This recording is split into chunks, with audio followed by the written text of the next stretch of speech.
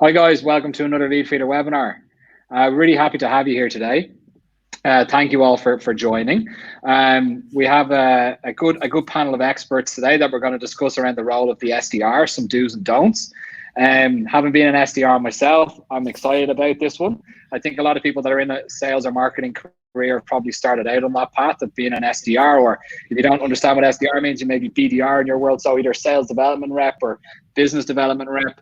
These guys are typically quite junior in terms of the position. They're typically out of university or out of school directly into a sales or marketing role. Having done it myself, I know how challenging that job is. If anybody's been looking at the stuff I've been posting on LinkedIn the past couple of days around this, it's been it's really a tricky role to start off with, because there's a lot of expectations on you. You're going to have to reach a lot of hard targets. Was at the same time actively learning whilst on the role. So it's a tricky one. So let me just introduce our speakers for today on our agenda. So what are we going to cover? So each of our speakers are going to go through a few actionable tips in terms of what you can implement today. So what are a couple of things that you guys can implement today within your SDR org? Following that, we're going to go into a panel discussion. So we have a list of questions for our speakers, and we're going to go into a bit of a discussion around some of the topics that they're going to be discussing early on. And then afterwards, we'll give everybody the chance to ask some questions to our panelists. Just one note around the Q&A. If you have any questions, please feel free to put it into the questions tab. You'll see the questions tab up top. Also, on top of that, please, if you want, you can also add some into the chat. We won't be necessarily looking at this too deeply during the session, but we will try to get to everybody's questions towards the end. I will note, however, though, if you put it into the questions tab, you can upvote different questions, and therefore we'll be able to put some priority towards the most upvoted ones. So without further ado, let me just introduce our speakers. So first and foremost, we have Michael Hansen, who's the founder of Growth Genie. Michael reached out to me a couple of weeks ago, and I've been checking out his content on LinkedIn over the past year or so. Michael's the founder of Growth Genie, and he's a sales and marketing coach. Some of the stuff that he's been pushing out on LinkedIn has been very viral over the past couple of years, so you may recognize him for some of the content that he's been pushing out there. So I'm really excited to have Michael on and explaining, okay, what does he see as the do's and don'ts from an SDR's perspective. Then we have Alex on, and Alex is a regular guest of some of our webinars here at Leadfeeder. Alex is the founder of Reachdesk. A small tidbit about Alex at the moment. Alex has stepped back into the BDR role or SDR role during these troubling times to see what are the struggles of the SDR or BDR team at the moment. I've been enjoying his LinkedIn posts around what are the struggles, because I think once you get out of that position, you somewhat forget how things move. And yeah, it is a tough position to be in, and I'm enjoying seeing how he is struggling in that role, which is good to see. Then we have Aurélien Mottier from Operatics. Aurélien is the founder and CEO of Operatics. Operatics is an additional arm of your sales org. I've used Operatics in the past in order to get more meetings in for my sales org. Under Aurélien in his team there, he's got about 160 SDRs, so he's got a lot of experience in terms of what works, what doesn't, and what's the best way to manage and structure a team there. And then last but not least, we have Aaron Ross, the founder, co-founder and co-CEO of Predictable Revenue. Aaron, you will know from some of our previous webinars as well.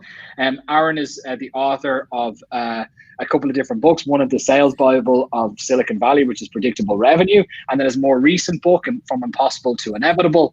Both very, very influential and very good reads for SDR teams. Aaron was also one of the first people on the ground at the SDR function in Salesforce, which then grew into obviously the giant that it is today, and Aaron was very influential in that. So without further ado, I'd like to start with the sessions, or with the couple of points around the do's and don'ts from each of these experts from what they see. So I'd like to start with Michael. So Michael's put together some do's and don'ts in terms of what he sees from an SDR perspective. So Michael, I'll let you take it away. Awesome. Yeah, thanks a lot for the invite, Andy. And I know how hard the SDR role is, having done it myself. And there was a couple of years where I didn't do it at my last company, and now that I started my own company and I've been sourcing my own leads, I've worked out how hard it is again. So good to share some knowledge today. So I'll kind of start from the beginning. So you've got a lead at a company, you think they're a good fit for your solution, but what do you do? The first thing I do is I research them. So a great way to do that is to go on LinkedIn from a personal level. See what their role responsibilities are. If they actually have content on LinkedIn, that's also a great way. Like and share that content, and then that's also a great way to start your email. So I was reaching out to Andy, for example. I could lead with, hey, I watched your webinar on the do's and don'ts of SDRs. And then that's just a good way of kind of building rapport with him and a good intro. So that's kind of on the personal research, like the lead level. But then you also need to do a bit of research at a company level, which I call compelling or trigger events. So two quite standard compelling or trigger events are, companies had a recent round of funding, or companies maybe hiring certain job positions. You can go a little bit deeper into that. For example, at the moment, I have a client that does outsource customer support. So what I do with them is I ask their SDRs to go on a website of the company, kind of interact with their customer support chat and see how the experience is. So then there's a bit of context when they make that call. Hey, I was actually interacting with your online chat and I noticed that your average response time was slow. Or if it's actually good and they get back quickly, you can say, hey, I actually had a really good interaction with your customer support chat. So kudos on that. And then by doing that level of personalization, you're going to avoid the don't, which I've got here, which is stick to the same generic script for every lead. Because at the end of the day, you're speaking with another human. So you want to have a human conversation that's interactive. And by doing that research, you can do that.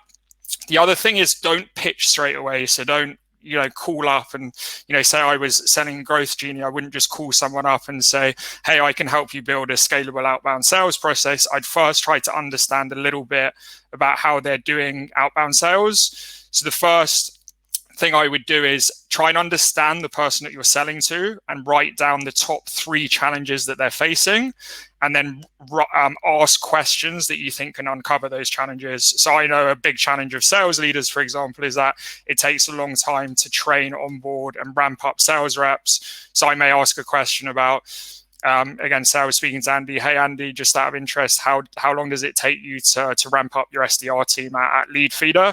And that's also a very open-ended question. It's better to ask open-ended questions rather than yes or no questions, because it just allows you to get more information out of the buyer. And that also means you can then customize your approach a lot better. And then just a last thing on the don't is don't answer your own questions. And it's amazing how many salespeople I see do this, where they'll ask a question and they'll answer their own question with a pitch. Let your prospect answer. As soon as you've asked the question, shut up and just have a conversation with them, because you want to have an interactive conversation. Next slide, please, Andy. Cheers. So that's kind of about the talk track. This stuff is more about the structure. So I recommend doing touch points every 2 days. I typically use LinkedIn, as Andy said, I'm very active on LinkedIn, phone calls, and email, sometimes WhatsApp and SMS if I've already had some interaction with them. I know people who've got results through Facebook, Twitter, wherever your customers are, you can reach them.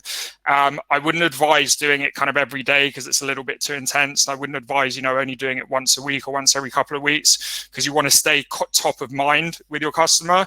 And that's another thing, is that I see a lot of SDRs maybe giving up after sending 3 emails. You want to be on the phone to them. You want to be interacting with their LinkedIn content, sending them LinkedIn messages, as I said. So it's that combination of being very relevant, doing your research, sending customized messaging, but also actually being very persistent and not giving up. You want to get a yes or a no, or understand any kind of objection that they have. And then a last tip, which is kind of a cheesy one, is just a smile. And this is from me going way back when. I think when I first started as an SDR, I had this tip from someone, and it really helped, that people can feel your energy on the phone. So if you force yourself to smile more, they'll hear your tone. And, if you don't believe in what you're selling, how is the person on the other end of the phone going to believe in it? So that's my last tip, which is just a kind of attitude tip. Absolutely. Thanks for that, Michael. It's really interesting. Okay, so next up we have Alex. As I said before, I'm excited to hear what Alex has to say, just based on his what he's currently doing in terms of trying to be a BDR again. So, Alex, I'll let you take it away, mate. Thanks, Andy. I'm not sure where you got the trying bit from, and it's good to hear that you're enjoying the struggle from my end. Yeah, just a quick one on that. I didn't have all the answers for my BDR team, so I stepped back into their shoes, and it's been an interesting ride. I haven't done this job for a while, but it's been fun, but it's also been challenging. Now, as kind of building on what Michael was saying, I think some SDRs can start to rely heavily on a single channel or perhaps one or two. You hear of the phone bashers, you hear of the people that love making like some 70 vid yards a day. The problem with that really is that you're not really hanging out where your buyers hang out. So you've always got to use a multi-channel strategy. Building on what Michael was saying, use video, use social, SMS, mail, phone, events, forums. Think a bit outside of the box. I've had a lot of success over the past couple of weeks, given these current times, of like becoming part of communities, right? Become part of communities where your buyers hang out, and then you can use those channels on top of the traditional ones that might be within your sales engagement platform or your CRM. Think a little bit more outside the box and don't just limit yourself to the channels that are put in front of you. So be a bit smart about that. One of the biggest things that I learned, which I found really hard at the beginning of when I was a BDR years ago, never really tried to walk in my prospect's shoes. So it's really hard to break through that invisible barrier that you have to engage with someone if you really don't understand what it's like to walk in their shoes. One of the things that I try and do with my team and teams that I've had in the past, actually get them to shadow their prospect, go and spend a day with them. Actually go and if you're selling to CMOs in retail, don't be afraid to ask that CMO what it's actually like to go and spend a day with you and understand what they really do, what they care about, what their problems really are.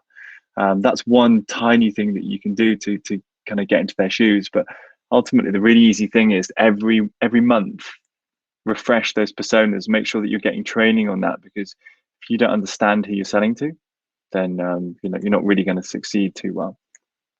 And just a really small thing, right? I see this all the time. I have 10, which I can send over to anyone afterwards to want to get me on LinkedIn, but like really focus on what's in your control. It's so easy to get distracted. Like one of the smallest things I see is people having their phones next to them and WhatsApp pinging them, all their mates messaging them, right? There are so many things that you have in your control as an SDR that will avoid you being distracted. The small things like showing up a little bit early, all those things, when you combine them together, will actually help you succeed. So my 3 things that you have to do is use multi-channel strategies, make sure that you really understand what it's like to be in your prospect's shoes, and really focus on things that are in your control that allow you to be successful. So those are my 3 do's. If we can go to the next slide, Andy. Now, one of the things that irritates me the most is the level of automation that has, and some people have enabled them to do more. I hate this idea that everyone just gets put in a sequence. So I don't just automate everything, and certainly don't just connect on LinkedIn and put a sales pitch in and automate that as soon as that connection request has gone through. I feel like the world is going mad with automation. It doesn't work. You cannot have I actually spoke to someone the other day. They said they've got 1,000 people that they add in per sequence per week, and they just automate it, right? And that's to book 10 meetings. Like, you're burning your market really quickly. So don't just try and automate everything. It just doesn't work. As I mentioned, like this pitch thing, I probably get 30 a day now. Just like, hey, I'd love to connect with you on LinkedIn. Just, we share same people in our network. And then next thing you know, I've got a sales pitch and pricing in my LinkedIn inbox. That's not what I want, and I'm sure it's not what your prospects want. So don't do that. Don't just make it about like you or your product or what you want. The moment as an SDR, you sit there thinking about what you want and your target, and the number that's going to be on the leaderboard is actually where you fail. You have to have that anyway. But the moment you flip that, when you think about them and what challenges, kind of what Michael was saying, what are the key questions that your prospects are asking themselves that you can solve, and you can address that, then that will make it way more compelling and allow you to succeed. And the final bit in terms of what you shouldn't do is to focus on quantity. Right? Sales is a numbers game. Like, if you just go after 2 accounts at a time, you probably will fail. But you think of it as 2 levers, right? you have the quantity lever where you have to balance that with your quality. And if you pull them so that they are in sync and you know what that number looks like, then you should be successful. So the 4 things you shouldn't do is just automate everything. Don't connect on LinkedIn and then just pitch. It just doesn't work. Don't make it about you, make it about them, and try and balance the quantity with quality. Thanks so much, Alex. Honestly, how are you finding it at the moment, being in the role? Is it challenging? Look, I love it. One of the reasons why I built this business is to help SDRs and marketers, break through the noise. It's what I'm passionate about. But yeah, it's really hard, right? It's seriously hard. You and I spoke about this right at the beginning when this happens. We have to be very empathetic stuff, but actually you've still got to ask for the meeting. You've still got to sell the meeting. It's really, really tough. I just think you've got to be really creative about it. Some of the things that I'm loving doing at the moment is doing like LinkedIn video messaging, sending someone a video of me with my dog in my garden and just being a human is quite fun. But yeah, at the same time, it's hard, and it's certainly a lot harder than it used to be. But I've learned a ton of things that I'll probably keep for the future, regardless of whether we're working remotely or not. It's great. It's great. Okay, so thanks, Alex, for that. Next up, we have Aurélien. As I mentioned before, Aurelian's the CEO and co-founder of Operatics. So Aurélien, I'll let you take it away, mate. Sure. So if you can move to the next slide. So some of the stuff have already been mentioned by Michael and Alex. So thank you very much for stealing my thunder, guy.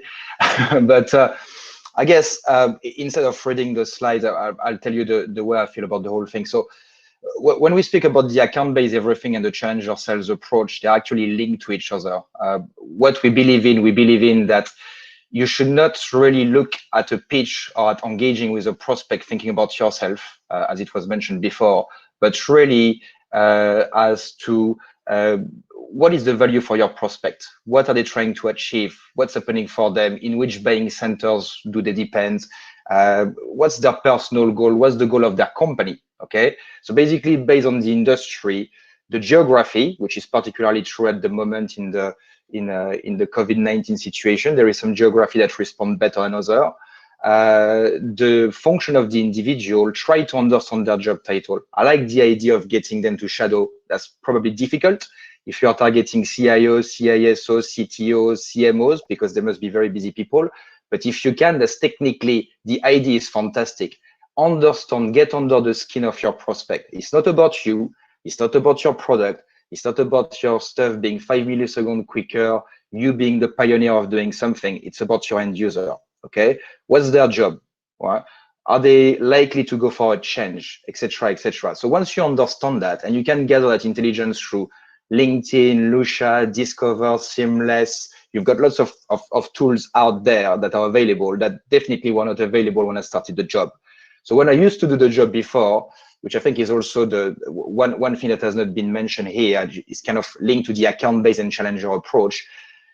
I think you also need to have multiple conversations within the account, okay? If you want to end up having a conversation with a CIO, for example, maybe you want to start at the CFO level. So you can start above the person that you want to target or on the side of the person that you want to target. Go and collect intelligence.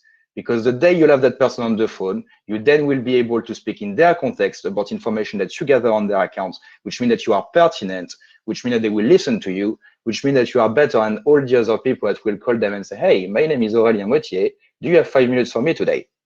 Okay, which is the typical approach that people hate, and straight away their crock brain is saying no, no, no. And that's when they ask you to send them an email, or they tell you that they are too busy, or they tell you this and that, okay?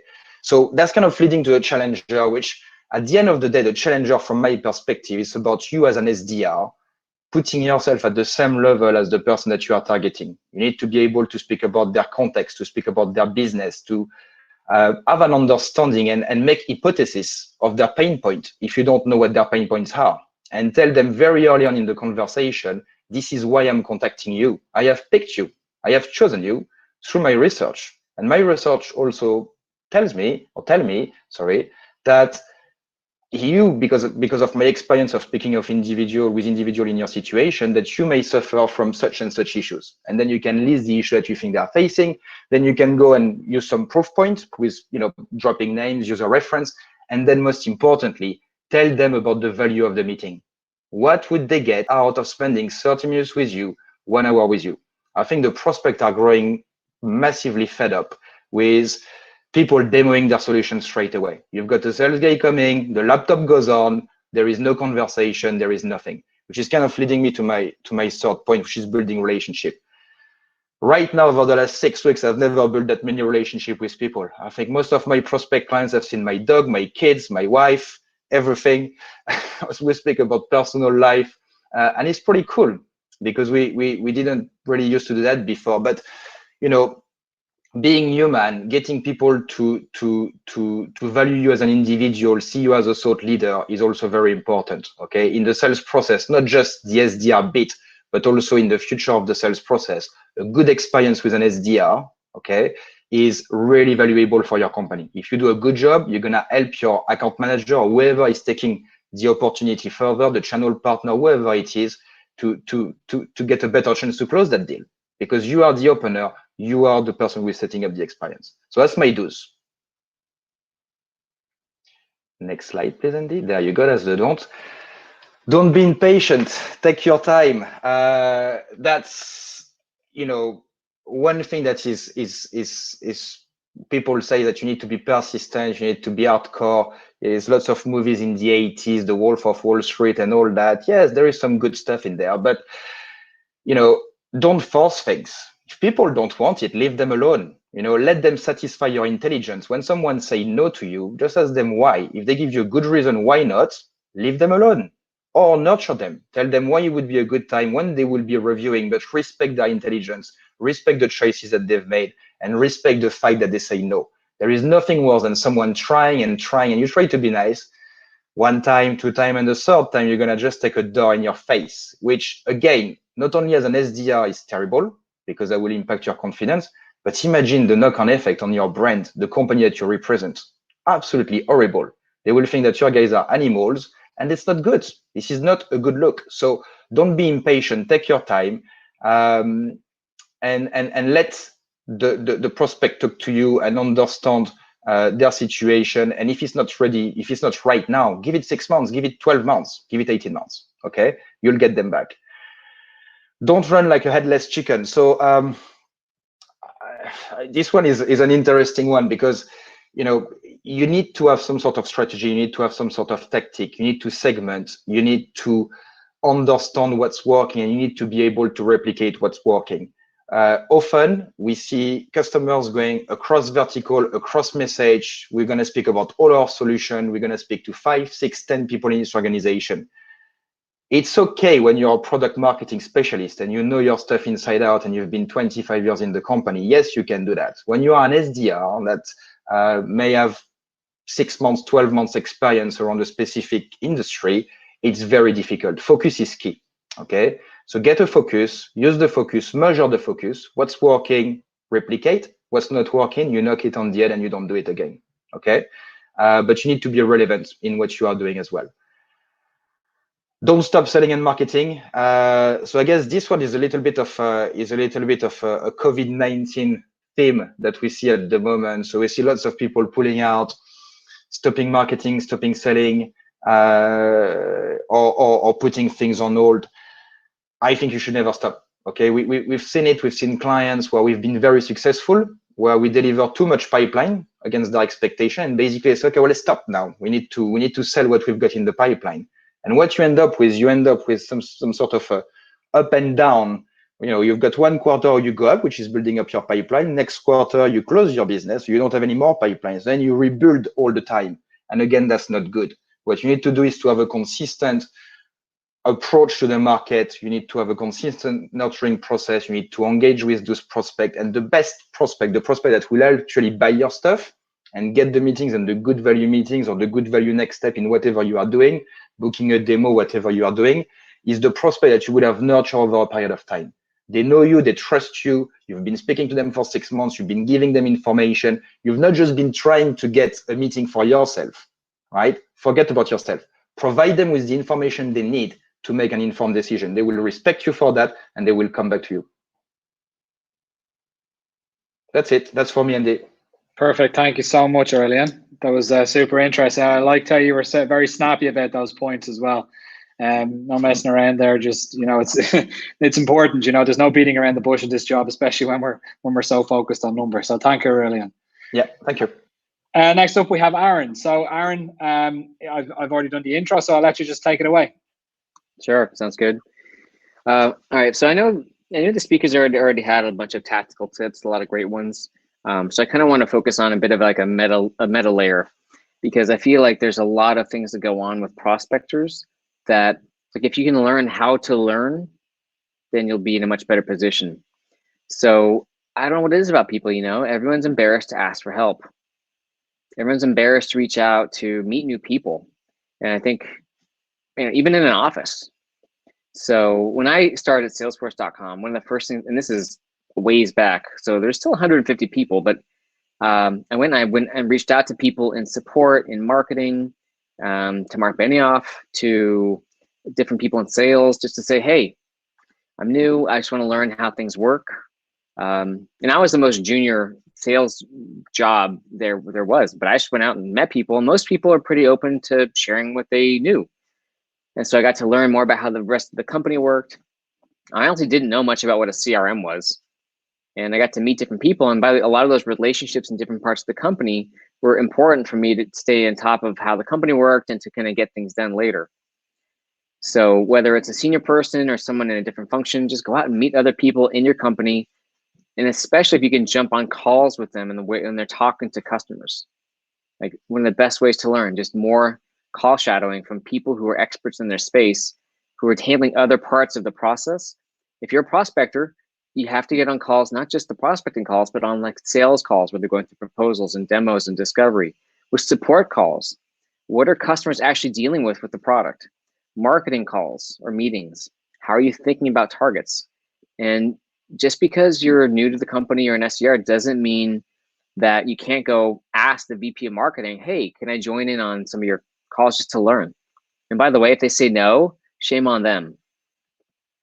So I put extra credit, which is one of the best ways to learn is to start an interview series, right? Tap into what you want to learn. And this could be around work. It could be outside, honestly. So if you want to learn about nutrition, if you want to learn about finance, if you want to learn about prospecting, go out and interview people who know more than you do. And I think an interview series, you don't need to have one, but it often gives people kind of a confidence and vehicle and I don't say obligation, but accountability to go do it. All right, Andy.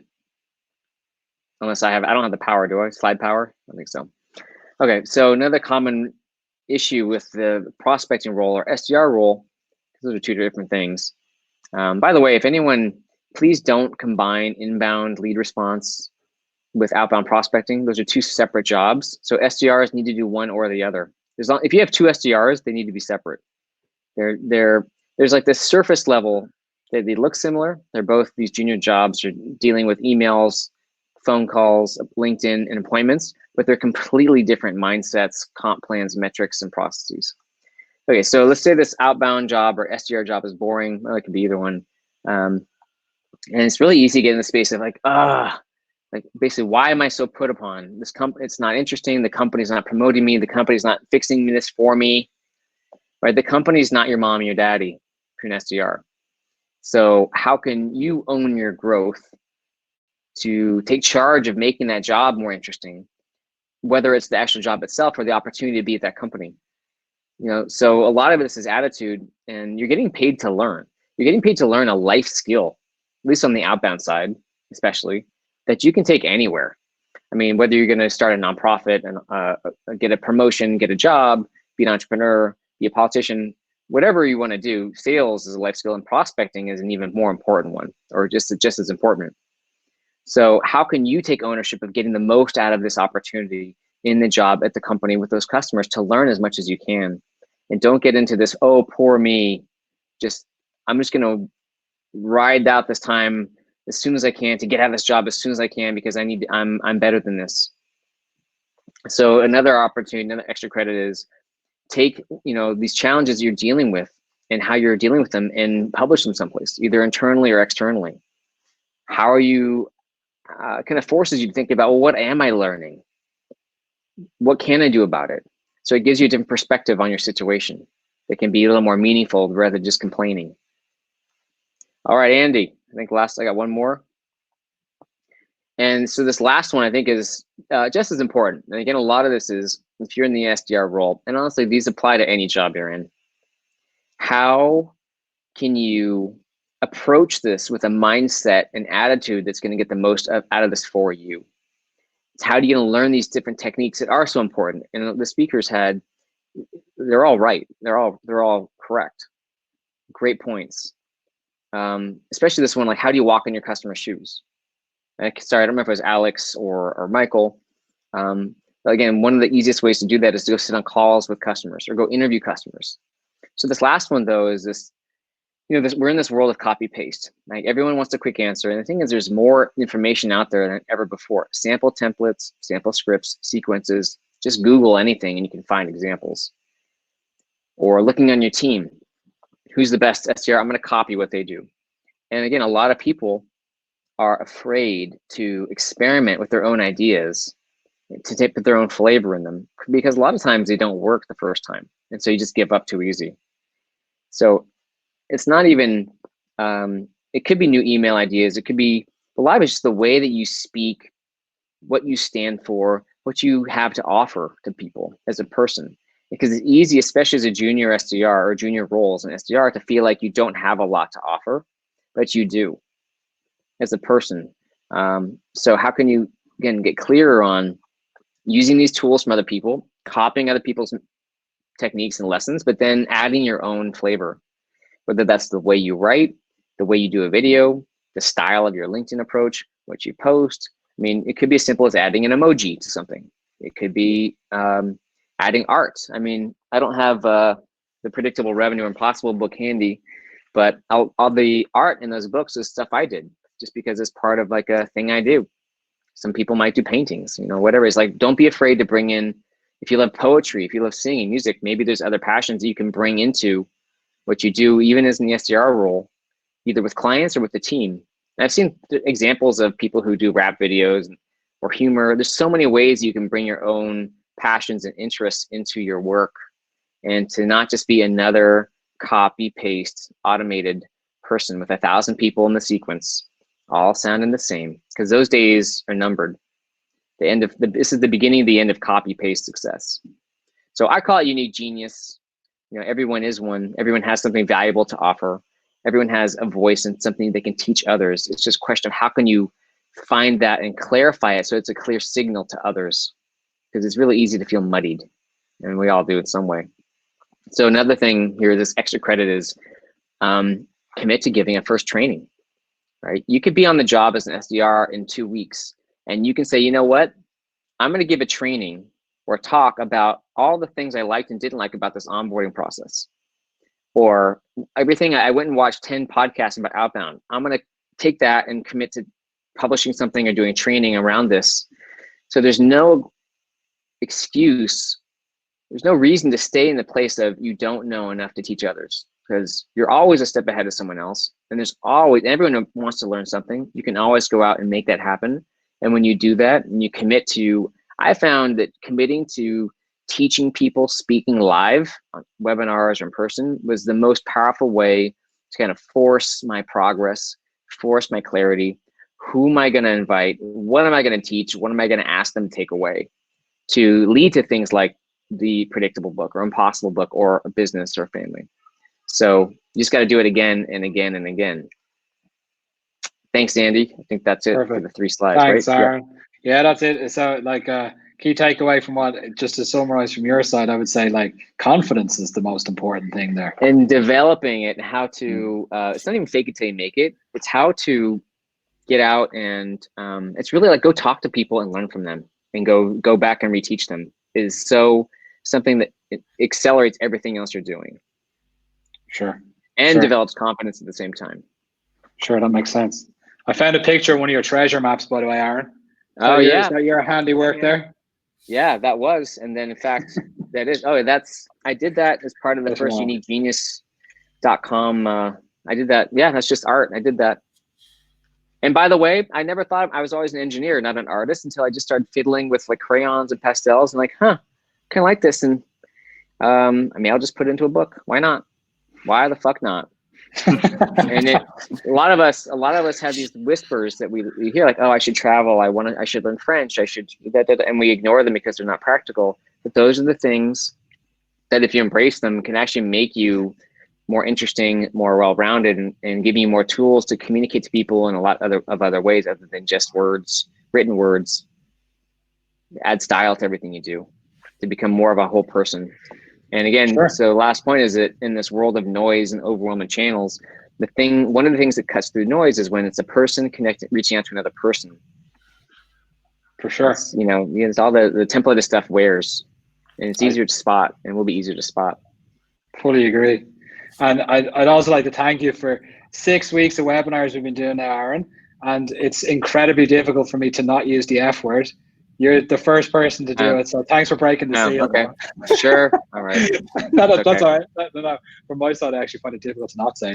But I usually don't swear much, but a lot of my other people in my family do. So I'm just saying. So actually, by the way, not to steal your thunder, there's a question, the number one question, which I just want to throw in the first answer out, which is Carl's, which is because it builds on what I've already done. What's the best way to open prospects up to uncover their pain points without coming across too salesy?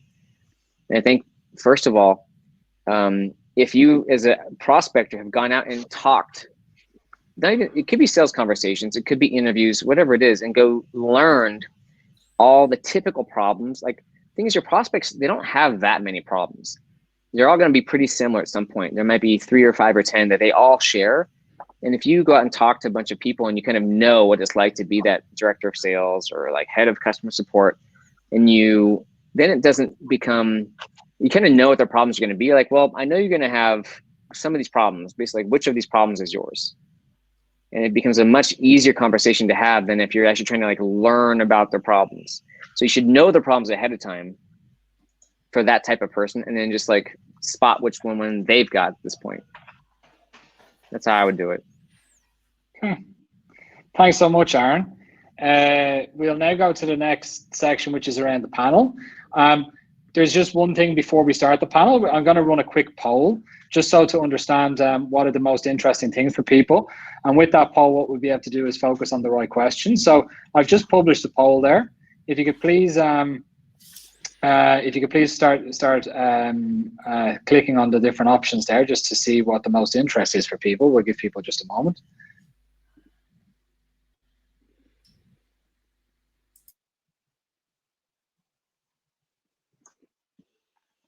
Shocker. Absolutely.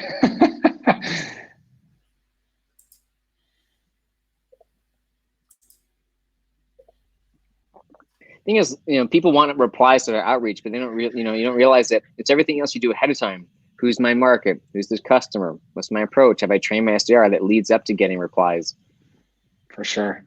So for sure, I think even with that, we could probably start our first question, and I would say so from like the replies to the outreach on the learning part. Aaron, you mentioned before, like even during your section there, we could probably start with this, is with learning being such a big part of the SDR like success, how do you make sure that SDRs are learning what's on the job? You pretty much usually have to force them to. You have to assign them, because most people aren't going to be naturally taking charge to go out and learn beyond, there's like the scripts you can give and the stuff. They'll just do the very basic learning.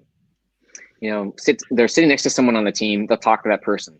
They'll read the stuff you give them, maybe not. They'll do the basics. Most people will just do the basics. So you have to assign them as part of onboarding to go talk to, how X number of people outside the sales role, to go get on some number of sales calls. You kind of have to force them to do that, because most people won't.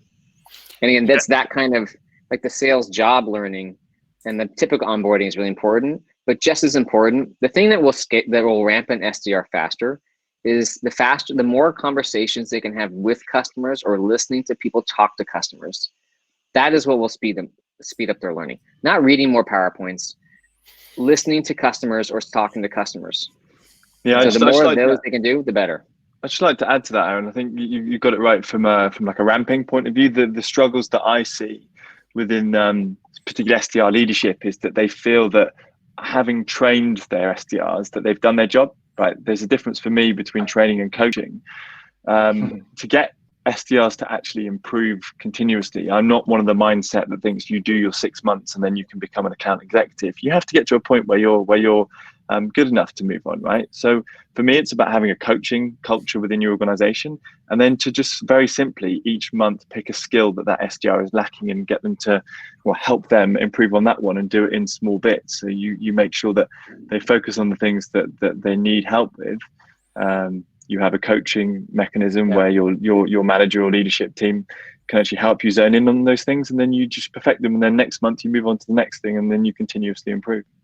Yeah, I think one thing that I just on the point that Aaron mentioned earlier on about learning from other people that are doing well, but also on what you mentioned, Alex, I 100% agree with you. People think that you get someone 2 hours in a training session, a kickoff session, that's them done for the next 6 years. If you look at all the sport, man, you look at Tiger Woods, he's a good golfer. I'm pretty sure he was training every day harder than the second guy in the world was playing golf. It's this.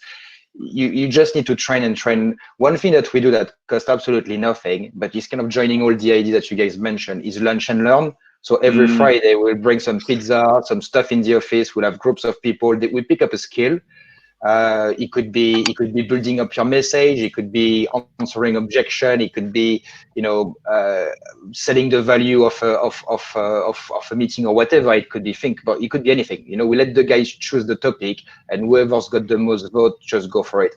And then we'll have the expert coming. So then we'll have people who have tactics, have been successful, they've got war stories. So to your point, Aaron, it's not about a PowerPoint, it's about people speaking about life, real situation. And I think that you learn much more from that. And I think, I don't know, it's maybe something with the memory.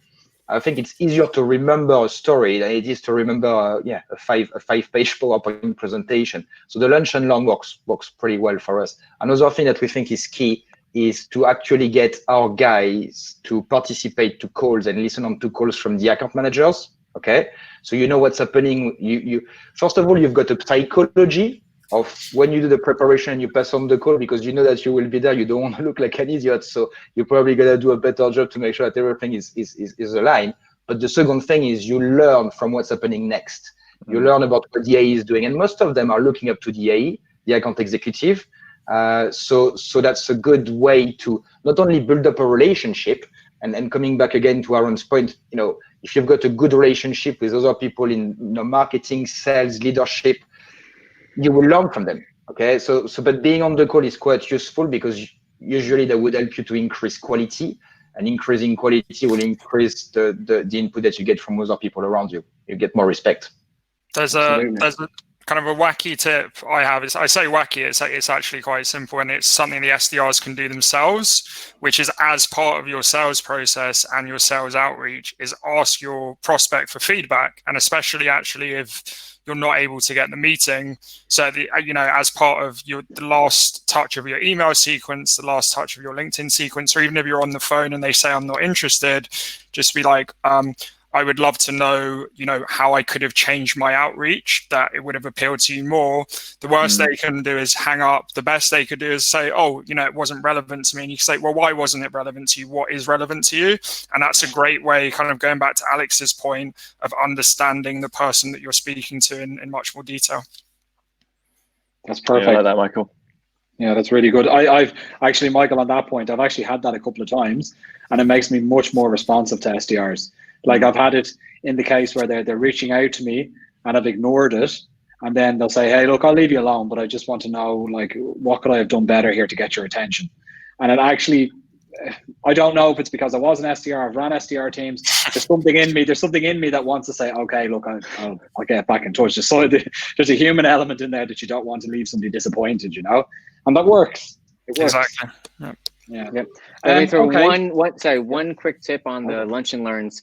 Also get SDRs to take turns doing their own lunch and learn. Right? Pick a topic. They got to go study it. They got to go learn it. Mix it in with experts, and they got to present something that will force them to get out of their box and go learn stuff. And oftentimes it can be more useful because, they just have a different perspective than someone who's done something for a long time. Yeah, I totally agree, and particularly in these times, Aaron, I'm finding that works well for our team. That playbook that we all wrote a year ago for our SDRs has been ripped in half and thrown out the window. So we do that. We do that every week right now, and it's the SDRs and the salespeople that tell each other what's actually going on. And that's how we get better. Yeah. Okay, so like that brings us sort of a good way into the next question, which is around KPIs and targets. Okay, which is always a tricky one actually, depending on also like I found if the SDR team reports to marketing or if it's under the sales org, like what are the targets and how do they translate across different orgs? It's a tricky one. Like Aurelian, I'll start with you on this one. Yeah. Like, should SDR leaders, because like the number of SDRs that you have there, like 160 is a lot of SDRs. Like, what are you looking at in terms of tracking performance? Are you looking at activity levels, like number of calls, emails, etc.? Like, what are you looking at? Well, if we look at the number of calls that you are making and the number of emails that you are sending, you are in trouble. So that's not a good place to be. You know, if we expect people to come in and pull their weights, right? If they don't pull their weights, there is not a lot we can do about them. If people are pulling their weights, but for some reason don't go through, they will get a lot of support from the team. They will get a lot of coaching from the team. The stats that we really care about, because and we kind of build up those stats because we were fed up to hear from prospect. I've tried to outsource my SDR, BDR function in the past, never worked. Why? I don't know, never worked, okay? I tried to do it internally, never worked either, by the way. So that's a bit of a problem. And what we came up with, we said, well, look, it should be all about quality. And what we're looking at the conversion rate from a meaningful conversation to a sales accepted engagement. A meaningful conversation is a conversation that is argumented with the right prospect, someone that can technically buy your stuff, someone that you want to be in front of. Okay, what's the conversion from that conversation to an appointment? Okay, the more disruptive your solution, the higher the conversion. Our average clients would be around 20 to 30%. Okay, so if you get 5, 6 new meaningful conversation per day, you should probably get around 1 meeting per day out of that should be set up. Then the second stat that we look at is the number of meetings being booked versus the number of meetings that take place. Okay, because you can book a lot of meetings that don't take place, you may as well do nothing. Okay, and the last one is the conversion from a meeting taking place to a sales qualified lead. And that sales qualified lead piece took us a bit of time to establish because we've got all sorts of clients. You know, you speak to a marketing person, they will say, well, if a sales guy take a meeting, that's sales qualified. And you've got a sales guy saying, well, if the contract is not signed, it's not sales qualified. So you've got a massive room for interpretation. And for us, a sales qualified, I think it's a very simple definition is you went to a meeting, the meeting was with the right people, and there is a next step in the sales process. May that next step be you go and collect a purchase order, fantastic. Never happened, but you know, if that happened, great. The next step, go for a business case, workshop, bring some partners, great. The reason why we've got those different steps is because now we are capable of explaining where the bottleneck is in the lead flow process. If you have a lot of meaningful conversation, but no SAL, so if you are falling below the 20%, you technically have one of 3 issues. You don't target the right companies, you don't target the right people, you don't say the right thing. 80% of the case, you don't say the right thing. If you book meetings, but the meeting don't take place, you've got one of 3 issues. One, you don't articulate the value of spending or doing the meeting, number 1. Number 2, the meetings is booked too far ahead, or you know, it's like a 15 minutes meeting or 30 minutes meetings. And number 3, we have a bad apple of a BDR, someone who is bending arms for people to take meetings. But remember what I said earlier on, that's very bad. This is terrible for the brand. This is terrible. This is such a bad thing. People who think that they are smart because they're gonna get meeting and push meeting is so damaging in the long term. So that's obviously, if it's a bad apple, we'll deal with it.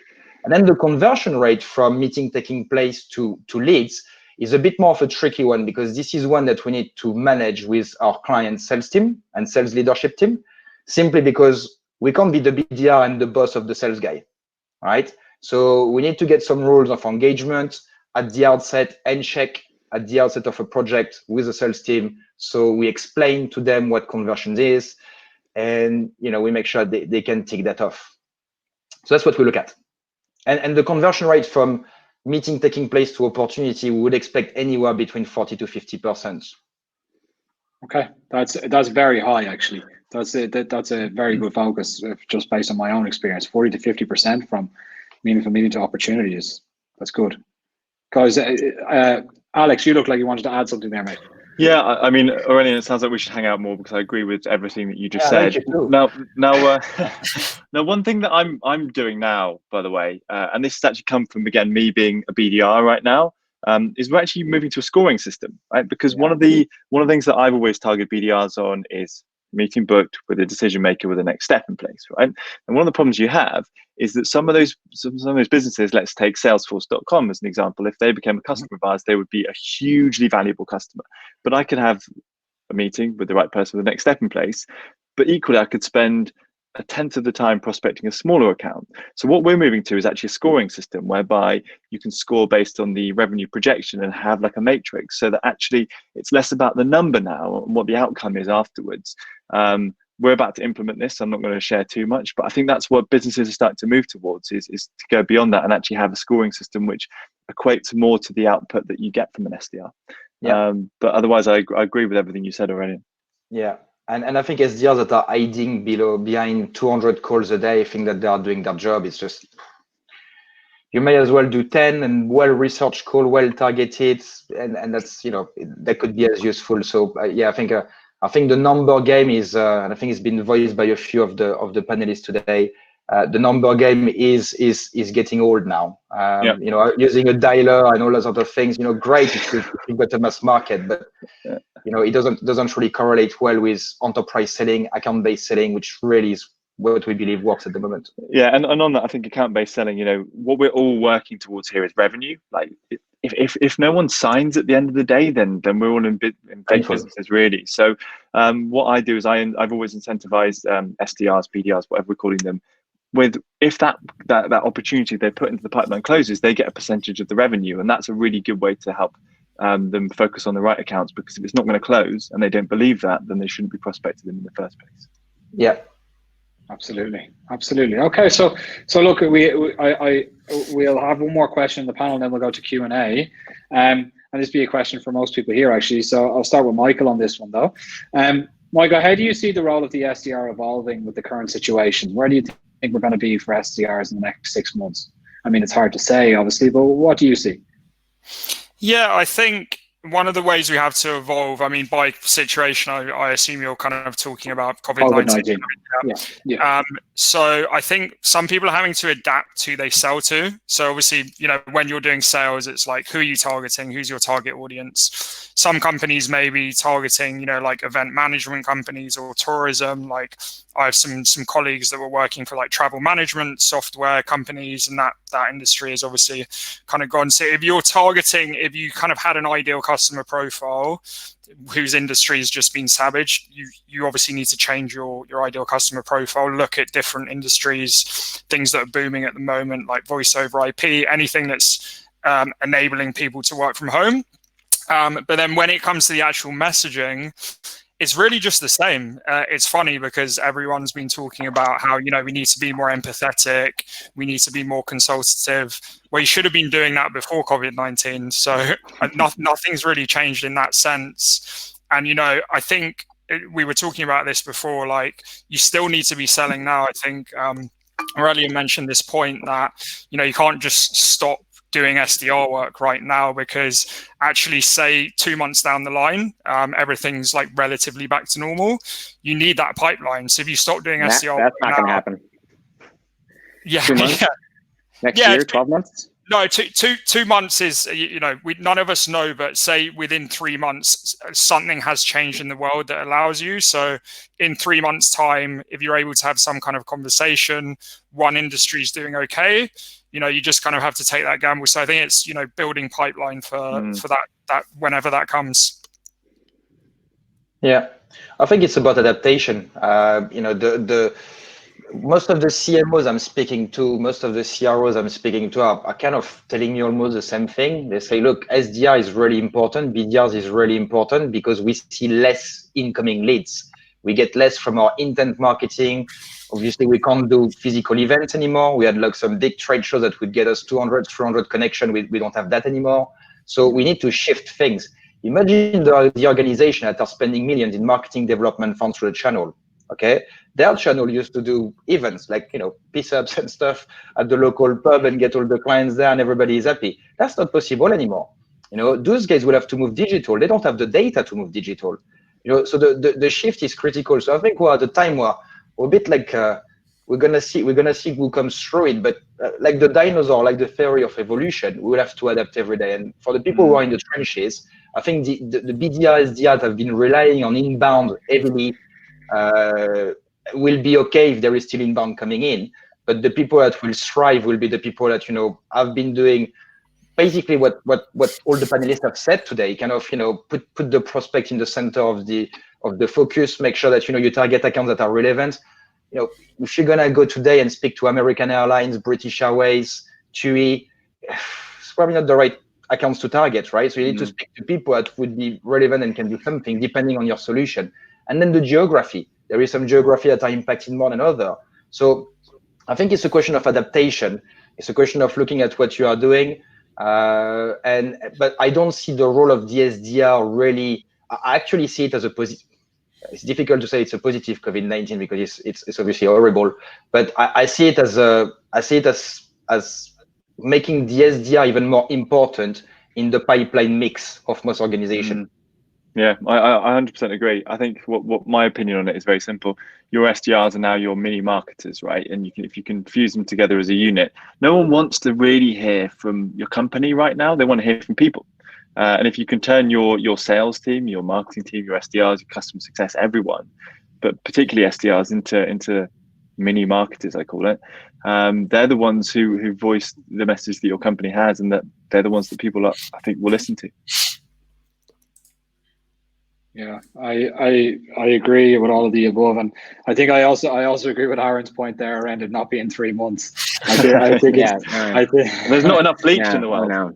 I think so. I think what I always say, for a lot of companies, if their outbound or sales have been hit significantly, maybe more than 10 or 15%, you kind of have to start. You might have to throw out all your old quotas and expectations and go towards a week to week, by week or month to month view on what can we do? How do we comp? How do we measure? And the reality is, for most companies out there, they're going to be slower. They're not going to buy, and there's nothing you can do about it except to kind of be more patient with them. And it's going to go on. I would be shocked if it's just, we haven't even started the recession yet. Right? This is the earliest days. I mean, 20 million people in the States went on unemployment. Like, things are being propped up by governments. You kind of have to assume it's going to be pretty bad this year, and then maybe for another 9 to 12 to 16 months. And a lot of people just aren't going to buy, and there's nothing you can do about it. Yeah, it's unfortunate. It's the situation that we're in. I think it's good though that people are getting focused on the right things. As Aurelian mentioned, there is some positivity to see it from an SDR perspective. Yeah, I think as well, like Aaron, what you mentioned around the creativity piece as well. This is something, offers another new opportunity for people to really rediscover who they are as salespeople. Totally. You need to work a bit harder. It feels like one of our BDR SDR was telling us, it feels like prospecting during the summer in Spain. you need to work harder. You need to adapt to the time, and when you catch them, you need to make sure that you are 100% on the ball, because you don't have that many connections. So yeah, you need to get hold of people. But we see, it depends what you are selling. Again, we've got lots of people in the cybersecurity space. We've got one client in particular who sells VPN. They pretty much made their quarter in 15 days. So there are people who obviously you look at a Zoom or what are we using today? There's a few people out there, but yeah. So but of course, if you're selling a nice to have, and I think my wife is an FD, and we do lots of conference. Now we do drinks with our friends at the weekend on the Zoom and all that, and she's got a bunch of friends from Deloitte, from Tesco, from TK Maxx, but whatever company we are with. And what they're all saying, well, we stop buying. We stop buying unless you can show us a tangible return on investment. If there is a tangible return on investment, they will be considered. It will be a committee, and we could create budget. We still create budget. We still have money. However, all the nice to have projects, yes, it's gonna be tough. So again, I think depending on the industry and what you are selling, some will suffer more than others. But yeah, I'm a big believer that we need to remain optimistic, and we all are a small cog into the economy, so we can't just stop. We've got to keep going. For sure. Okay, so thanks for a really interesting discussion, guys. We're after hitting the hour mark. If I've got a couple more minutes, guys, if you have a couple more minutes, absolutely perfect. If not, I understand if you need to jump off. We do have some questions. So I believe Aaron answered the first one, which was around the best way to open prospects up to uncover their pain points. There's the next one after that is around the degree to which SDR should use automation versus customization. So Alex, you had mentioned something, I believe, during your part around, and Aaron as well, around not replicating things and not, trying to be as personal as possible. Yeah, look, for me, it's very simple, right? We try and personalize every single step of every communication. Now, that seems mad to so many people because they're like, hang on, don't you just like personalize something and then just put them in a sequence of like 42 touch points and it does it for themselves? Like, I don't really kind of care. I've seen a lot of businesses actually selling the fact that they don't automate. We probably automate 25%, maybe 20% of what we do. The rest of it is like pure human one-to-one. It means that we don't burn our market too much. We don't go through lists and then not get any responses.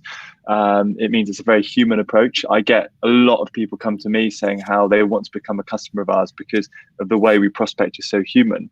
So try and automate as little as possible. There are certain things that you can automate, but don't just use tools to like put as many steps across as long a period of time as possible, because in my opinion, it just doesn't work and you won't get the effectiveness and the responses that you want. Yeah. I got to hop off, everyone. So Thanks, also, last thing is, yeah, I think, automation just often becomes a crutch for people just, hey, I'm just going to blast and not really think about it. So I just think that I'd rather go Alex's route, which is too much personalization. And because it's just when people are like mass blasting and not thinking, it's just a waste of time. It's like a missed opportunity cost. Absolutely. So anyway, thanks. I got to hop off. Appreciate that. Thanks, Nice to Andy, speak to you, Aaron. nice to Thanks, Aaron. Thanks so much, Aaron. Much appreciated, mate. Yeah, take it easy. my pleasure. Okay, we have a couple more questions. There's one which is quite interesting here around burnout. Dealing with burnout and discouragement. How do you suggest it is dealt with? It can be hard feeling motivated, especially during this time when it's harder to get prospects on the phone and generate opportunities. So it's around like motivation, and then also taking care of the mental health of the SDRs or BDRs at the moment as well, because they're young, typically impressionable. You're getting a lot of pushback from people. You may not be getting any connects. How do you motivate and make sure that people are doing okay mentally at the moment? I think Alex talked a bit about this before, which is like coaching versus training, which is obviously a business I'm in as well. And I think if you just train and then kind of let the SDRs, BDRs do their own thing, it's kind of irresponsible as a manager. So I think if you're managing SDRs, having that coaching level, and if things aren't going that well for them, listening to calls, there's so much great software out there for listening to calls like Refract or Gong or any of these things. So kind of being very hands-on and following that training process, as Alex calls it, coaching, which is more the implementation side, because as you said, a lot of SDRs are junior and they need help. So I think creating, that culture of coaching, and then also communication channels between SDRs and account executives. And I think SDRs and account executives should be peers and partners. Yeah. And I think SDRs should be, shadowing account executives on calls, and also account executives should also be listening to SDR calls and helping them and having them work as one engine. I think that can help to get better results and create a better culture where BDRs are more motivated. Mm-hmm. Yeah, I think we've seen just to add to that, we've seen people being affected in different way. It's not just the rejection or doing the job, the issue, but it could be looking after someone in their family, or not being able to see their family, or not having the environment to work at home. I think the 4 or 5 of us are used to work at home. We can work from home, so we'll have a desk, we'll have a chair, we'll have probably a couple of screens, we're all set up to work from home. My laptop is currently on the printer. I've got lots of things. I've got my little office, but when the lockdown started, I think lots of people went to work from home thinking, well, I can work from my bed, I can work from my sofa. This is not right. It's about one of the first things that we discovered, that you need to run your day like if you are going to the office. You can't You can't just walk in your pajamas. You know, you've got to wake up in the morning, get ready. So it's about getting that routine. And then one of the things that we see in the office is that people are really open about when they are failing, when there is a prospect, you know, that is not responding well. And so we do discuss the feedback on the conversation that goes well, as well as the conversation that goes bad. So it's opening up those channels of conversation internally in between the team so they can speak with each other. And then if like us, you've got a kind of a critical size, like a big team all together, we spend a lot of time thinking about incentive. Can we do a little video? If you go on our LinkedIn, you'll see a video where we pass some operatic stuff from one to the other. You know, hey, there's a baby here. There you go. That's a cute baby. And you know, those little things are things where people remember that they belong to the company, they belong to the group. We saw that the lockdown will be 3 weeks. We are 6 weeks in now. You know, it's kind of the new normal, but you know, it is difficult. It's difficult for me. Even my, you know, I've got kids and everything is difficult. And I'm thinking that for someone who is doing the job on their own, we've always been a strong believer that when you have a BDR team, you should get them together. You should centralize them. We believe that the more the merrier, because you can have that work hard, play hard type of attitude. You know, you've got one guy having a good day up. We go to the pub after work. We'll have a couple of beers. We discuss. I don't know what they will do down there. Have a bit of fun, and that's good. That's what they want. You want people to go to the office because they're seeing their friends. They're seeing people that they will have fun with. You want them to have fun. You know, when you get rejection, you need to have fun as well. So that fun is very difficult to get from home, and we've seen some people that have been badly impacted. And you know, we've had to make some furlough, which is unfortunate, but with people that we know, as soon as we go back to the office, they will go back to normal and they will smash it. But right now, it's probably better for them to take some time off, because it's killing their confidence to be at home and not having not being lifted by the rest of the team.